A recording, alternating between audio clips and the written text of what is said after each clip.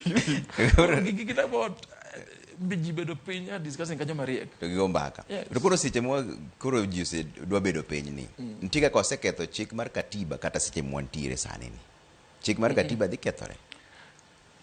Gima dhi kethore en gima iluongo ni constitutionalism. Ing'e ni katiba en mana document. Donge. Gima important en kabe ji nigi osekete wigi ni Kenya kaendi katiba ne wamiyore to katiba nyaka tiwa. Matiende ni waseketo culture mar constitutionalism. Mane iluongo constitutionalism. Mang'e ni kodo wacho mane en. To dono bo wacha ratiro. Kan gi shida to kago jajo kayany ng'ato notimo kama wacho ne adhi apil.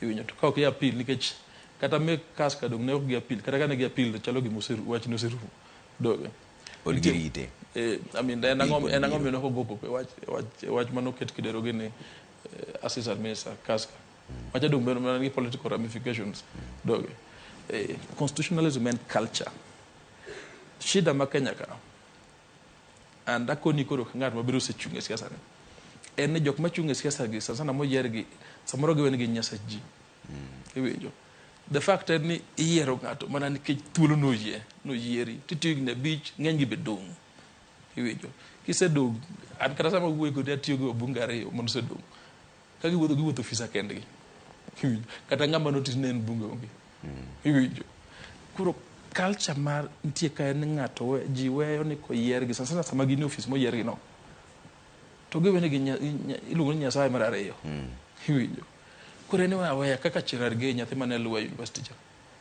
ang'eny ni kapod tin iwinjo koro bedo senator koro chako yanyo law society no the deal koro ang'o ma chirar nyathi mono adier ma Nyasaye ami example en akiani waketo josiasa chal nade jomoyier gi but my culture mamiyo samoro nyalo wacho ni weche constitutionalism koro chalo gima loose matin. To kata kwa loko turubin koro Omollo koro wang'iyane do wuon. Ang'o monego beni lokore i do